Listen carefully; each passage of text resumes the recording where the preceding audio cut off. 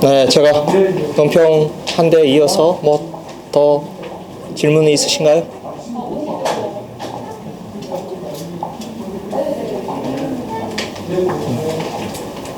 뭐 추가할 게 없으면 네. 네. 그 오늘 그런 윤 대통령의 그런 발언이 이렇게 이제 나오게 되는 것에 대한 그 원인은 어디에 있다고 보시는지, 단지 그 외교 보좌의 문제인 건지 다른 근본적인 이유가 있는지 좀 한 말씀 부탁드리겠습니다. 그냥 평소 언행이 그대로 드러난 것이라고 생각을 합니다. 그런데 보다 더 중요한 것은 지금 우리 전기차 부담금 문제라든지 북핵 문제라든지 지금 미국에서 해결해야 될 과제들이 굉장히 산적해 있는 상태 아닙니까? 그러면 그런 외교를 대하는 자세가 훨씬 더 신중하고 무겁고 그 무거운 책임감에서 나오는 발언들은 훨씬 더 신중하고 대통령의 마음가짐 자체가 그래야 된다고 생각을 합니다. 그런데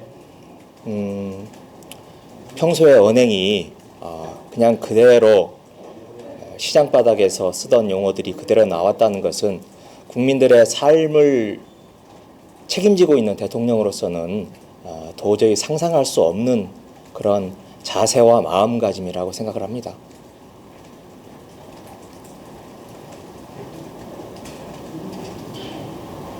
네. 그리고 이제 왜 지금 그러니까 안보 실장하고 네. 1차장하고 두 사람하고 외교부 장관도 네.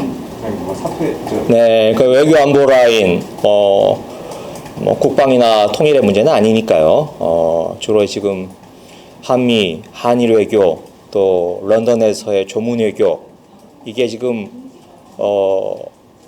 하나도 좀 제대로 된 게 없이 하는 외교적 행사마다 지금 실수 내지 결례가 지금 벌어지고 있지 않습니까? 이건 외교 문제를 전담해서 보좌하고 있는 외교부 장관 그리고 지근거리에서 대통령을 보좌하는 국가안보실의 실장, 1차장이 책임져야 될 사안이라고 생각합니다. 그 사람들이 책임지지 않으면 이렇게 땅에 떨어진 국격 그리고 이런 현실에 부끄러워해야 되는 국민들의 그 낯뜨거움 이걸 누가 책임질 수 있겠습니까?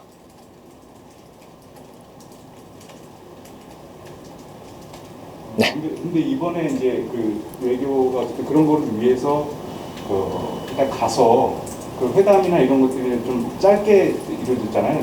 그 바이든 대통령과는 이렇게 1분도 안 돼서 했고 이제 기시다 총리와도 뭐 이렇게 좀 충분한 얘기나 이런 것들이 잘 성과가 좀 없던 걸로 지금 알려지고 있는데 그런 부분에 대해서는 그러면 가지 말았어야 되는 거냐? 아니요, 제대로 준비를 해서 갔어야죠. 지금 뉴욕에서의 유엔 총회가 예정되어 있는 게 뭐 일주일 전에 잡힌 것도 아니고요. 오래 전부터 연례 행사 아닙니까?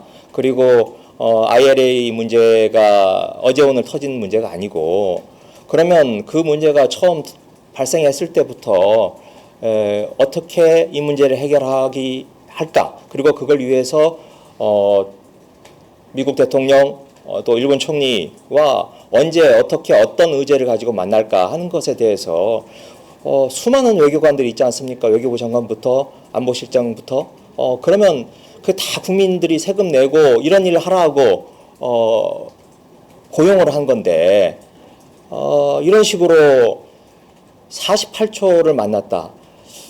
저는 처음 그 정상회담을 이렇게 초 단위로 48초를 만났다는 것 자체를 의미를 부여하는 것 자체가 좀 듣도 보도 못한 경우이고 또 한일 두 정상들의 만남 이걸 우리는 회담이라고 굳이 이야기를 하는데 일본 언론들은 그걸 그냥 간담이라고 지금 표현 자체가 다르지 않습니까? 그리고 회담이라고 네, 우리는 그걸 약식 회담이라고 했는데 하여튼 회담이라는 용어를 썼잖아요. 뭔가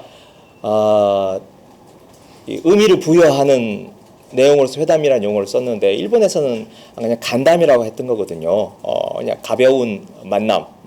그리고 그 장소 자체가 지금 일본 그 유엔 대표부에 간 거잖아요.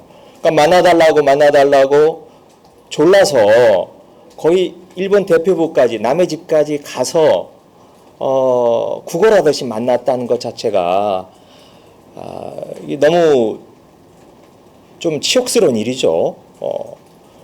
그리고 그 전에 기시다 총리가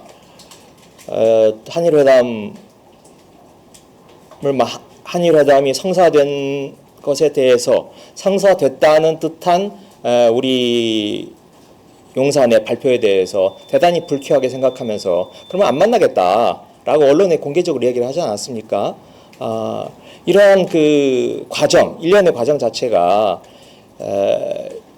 대일 외교가 지금 너무 굴종적이다. 그리고 이게 윤석열 대통령 개인의 문제도 아니고 지금 우리 강제징용 문제라고 하는 우리의 아픈 역사가 담겨져 있는 문제인데 이 문제를 우리가 떳떳하고 당당하게 해도 모자랄 판에 이렇게 굴종적인 자세를 취해가면서 만남을 이어가고 그리고 거기에 대해서 우리가 의미를 부여한다는 것 자체가 너무 좀 낯뜨거운 일이라고 생각을 합니다.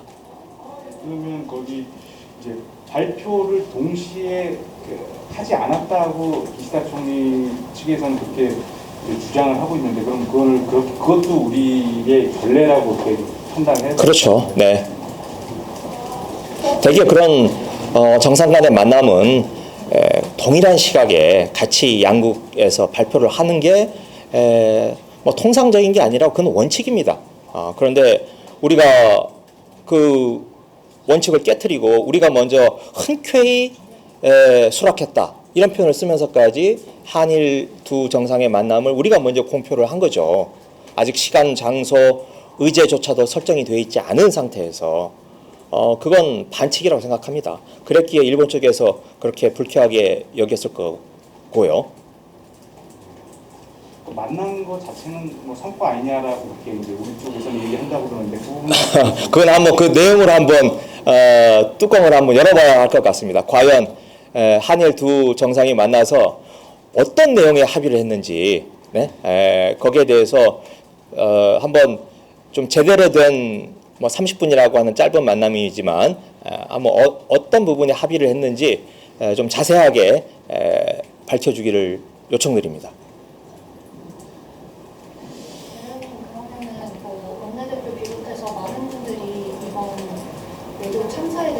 말씀을 하셨는데 네.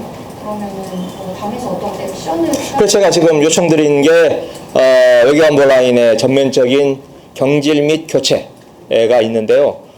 외교부 장관 같은 경우에는 청문회도 해야 되니 그건 좀 시간이 좀 걸리는 문제일 수 있죠. 그런데 안보실 실장, 1차장 김성한, 김태효 두 분에 대해서는 지금 당장 경질해도 아무런 절차적인 하자가 없습니다. 그러니 안보실 두 분에 대해서는 즉각적인 경질을 요구하는 거고 외교부 장관에 대해서는 그래도 최소한의 절차적인 수순을 밟아야 되니 그걸 밟아서 책임을 물어달라라고 하는 겁니다. 그리고 그와 별도로 지금 런던에 조문 외교를 한다고 가서 참배하지 않은 문제를 비롯해서 런던에 24시간을 넘게 체류하면서 단 2시간밖에 외교적 행사에 할애하지 않고 나머지 빈 22시간 이 행적 저는 그 런던 실종 사건이라고 이름을 붙이고 싶은데 이 런던 실종 사건에 대해서 조사를 해야 되고 이어서 계속 이어지는 한일 굴종 외교 또 48초 만에 그친 한미 정상회담 간의 불발 그리고 지금 이런 욕설 외교까지 뭐 하나 제대로 된 것 없이 이어지는 이번 외교 일정에 대해서 국회에서 국정조사를 해야 된다고 생각을 합니다. 아마 우선은 제가 이렇게 말씀을 드리고 오후쯤이면 아마 좀 보다 더 공식적인 입장이 나가지 않을까 생각합니다. 네, 이 정도 하겠습니다. 한 가지만 다른 당내 문제 한 가지 좀 여쭤봤으면 하는데요. 지금 당 대변인도 맡으신데 어제 그 이재명 대표가 그 지지자들하고 만나면서 이제 다음 총선에 그 이제 의원들 공천할 때 있어서 그 SNS에 얼마나 했는지나 그런 것도 그 반영돼야 된다. 그렇게 언급하고 또 그 이제 여기 당을 그 민주당 후보를 찍지 않은 사람은 우리 당원이 아니다. 뭐 이렇게 얘기를 좀 한 것들 좀 있고 그래가지고 또 오히려 이제 이견을 가진 사람들의 반발들이 좀 있는 것 같고 그런데 어떻게 보시는지. 일단 제가 그 당번제로 돌아가다 보니까 제가 그 자세히 들여다보지는 못했습니다. 그런데 그 SNS를 좀 더 활성화하자 라고 하는 차원에서 말씀하신 거지 그게 무슨 공천의 이렇게 점수처럼 반영을 시키겠다 그런 의미로 말씀하신 건 아닌 것으로 제가 이야기를 들었습니다. 그렇게 중요하게 그 말씀을 하시더라고요. 그러니까 그게 네, 이게 당의 소통 구조, 통로를 좀 더 국민들과 접촉 면적을 넓히고 국민들의 뜻을 신속하고 폭넓게 수용하자는 의미에서 SNS를 활성화하자, 적극적으로 활용을 하자 이런 뜻인 거지. 그런 중요성을 이제 강조를 하신 거죠. 그런데 그걸 바로 뭐 공천 문제와 아직도 한참 선거가 남아있는 이 시점에 공천 문제와 즉각적으로 연결시켜서 보도한 것에 대해서 오히려 저희는 유감을 표하고자 합니다. 네, 이 정도 하겠습니다. 점심 약속들 맛있게 드십시오.